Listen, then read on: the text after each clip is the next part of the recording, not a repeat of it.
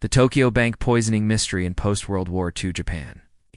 Just 3 years after the country surrendered to the U.S. in the devastating atomic bombings, life was still painfully difficult. Tokyo was under American occupation, with poverty, hunger, and disease rampant.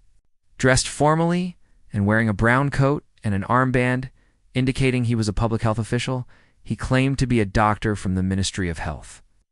He told the bank staff that a nearby well was contaminated and could be spreading dysentery. He had brought medicine, he said, under orders from the American authorities. On January 26, 1948, a man walked into the small Shinamachi branch of the Tokyo Bank in Tokyo. There were 16 people in the bank at the time, 14 employees, and the wife and child of one employee. The man lined everyone up, poured tea into 17 small cups, and added drops from a bottle he said contained medicine. 6 others were rushed to the hospital. 2 died shortly after. Only 4 survived. He had previously been arrested for attempted check fraud and had deposited a suspicious amount of money shortly after the crime. This raised suspicions that the poisoner could have been a former member of this secret unit. He remained on death row for 40 years, becoming Japan's longest-standing death row inmate. Some think it was a test of chemical weapons knowledge stolen from Unit 731. Others suspect it was simply a failed cover-up. The Tokyo Bank poisoning remains one of Japan's darkest unsolved mysteries. He died in prison in 1987 at age 95, still proclaiming his innocence. But all evidence against him was circumstantial. He claimed his confession was forced under torture. Of 11 witnesses, only 5 said he resembled the poisoner. No one definitively identified him. Witnesses were certain of what they saw, how the man assured them it was normal. Many rushed to the bathroom.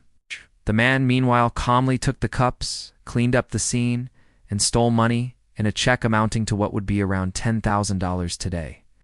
And another just a week before this deadly event, where the same method was used but no deaths occurred. The man was clearly experimenting. Then he left. Even drank one himself to demonstrate it was safe. Moments after drinking, people began to complain of burning sensations in their throats. Within minutes, 10 people were dead, including an 8-year-old girl. The poison was identified as a cyanide-based compound. But here is where it gets strange. The man seemed to have drunk from the same bottle but showed no signs of poisoning. Investigators theorized he used oil in the bottle. Causing the poison to settle below the surface, he drank only the harmless layer. This wasn't his first attempt. Previous similar incidents were discovered, one in October 1947. Eventually, suspicion fell on Sadamichi Hirasawa, a middle-aged artist and former teacher. Forensic labs disagreed on the exact compound used. Some said potassium cyanide. Others said acetone cyanohydrona, compound linked to Japan's infamous Unit 731, which conducted chemical warfare experiments during the war. Despite all this, Hirasawa was sentenced to death in 1950, but no justice minister ever signed the execution order.